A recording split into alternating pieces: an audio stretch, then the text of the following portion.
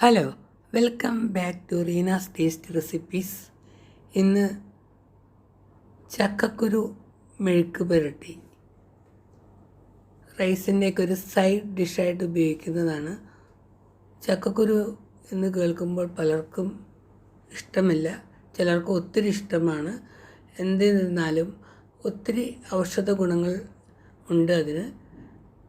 അതൊരു anti bacterial properties ഉള്ളതാണ്. അതുകൊണ്ട് തന്നെ ഒത്തിരിയേറെ അസുഖങ്ങളെ തടയാൻ സഹായിക്കും. നിറയെ മിനറൽസും പ്രോട്ടീൻസും വിറ്റാമിൻസൊക്കെ ഉണ്ട്. ആൻറ്റി ഇൻഫ്ലമേറ്ററി പ്രോപ്പർട്ടീസും കാണിക്കുന്നുണ്ട്. അതുകൊണ്ട് തന്നെ ഒത്തിരി ഫുഡ് ബോണി ഡിസീസസിനെ കൺട്രോൾ ചെയ്യുന്നുണ്ട്. അങ്ങനെ ഒത്തിരിയേറെ ഗുണങ്ങളുണ്ട്. ഞാനൊരു 200 ഗ്രാം ചക്കക്കുരുവാണ് എടുത്തിരിക്കുന്നത്. അത് ക്ലീൻ ചെയ്ത് തൊണ്ട് കളഞ്ഞ് വൃത്തിയാക്കി എടുത്തതിൽ ഒരു ചട്ടിയിലോട്ട് ആക്കിയിട്ടുണ്ട്. അതിൽ ആവശ്യമായ വെള്ളം, ഓരോ ചക്കക്കുരു അനുസരിച്ച് വെള്ളം വേരി ചെയ്യും. എന്നാലും 200 ഗ്രാം ചക്കക്കുരു വേവാനായിട്ട് 1/2 തൊട്ട് 3/4 കപ്പ് വരെ ഒരു 200-250 ml വെള്ളം ഒഴിച്ചിട്ടുണ്ട്. ഒരു 1/2 ടീസ്പൂൺ ഉപ്പ് ഇട്ട് നന്നായി തിളച്ച് കഴിയുമ്പോൾ അടച്ച് വെച്ച് വേവിക്കുക. സാധാരണയായി 5 തൊട്ട് 8 മിനിറ്റ് വരെ മതി ഇത് വേവാനായിട്ട്. വെള്ളമെല്ലാം വറ്റി ഒരു കഷ്ണം എടുത്ത് ഞെക്കി നോക്കിയാൽ വെന്തോ എന്ന് നമുക്കറിയാം.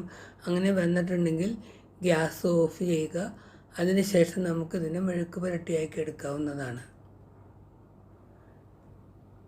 അതിനായി ഒരു പാൻ ചൂടാക്കി അതിലേക്കൊരു 5 ചുവന്നുള്ളി, 5 വെളുത്തുള്ളി ചതച്ചത്, ഒരു കറി ലീവ്സ് ഇട്ട്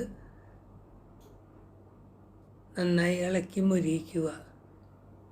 ഒരു ലൈറ്റ് ഗോൾഡൻ ബ്രൗൺ നിറമാകുമ്പോൾ അതിലേക്ക് നമുക്ക് ഒരു 1/2 ടീസ്പൂൺ മഞ്ഞൾപ്പൊടിയും 1 ടീസ്പൂൺ മുളക് പൊടിയും കറിവേപ്പിലയും ഇട്ട് നന്നായി താളിക്കുക.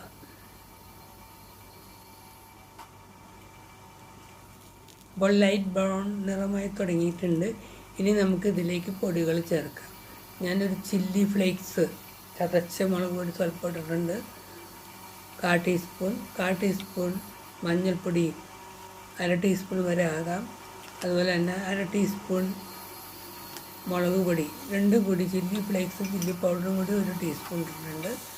അതിനുശേഷം അത് ഒരു 50 സെക്കൻഡ് ഇളക്കി മരിഞ്ഞതിന് ശേഷം ചക്കക്കുരു ഇട്ട് നന്നായി ഇളക്കി യോജിപ്പിക്കുക. അങ്ങനെ നമ്മുടെ ചക്കക്കുരു മെഴുക്ക് പുരട്ടി റെഡി ആയിട്ടുണ്ട്. എല്ലാവർക്കും ഇഷ്ടമാകുന്നതാണ്. ഇതിന് ഒരേ ഒരു ദോഷമേ ഉള്ളൂ, ഇതിനകത്ത് സ്റ്റാർച്ച് കണ്ടൻറ്റ് കൂടുതലാണ്. അതുകൊണ്ട് ഗ്യാസ് കംപ്ലൈൻറ്റ് വരാനും സാധ്യതയുണ്ട്. അതിന് സ്വല്പം ജീരകം ഇട്ടാലും മതി.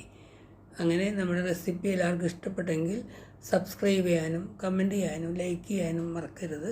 Thank you for watching.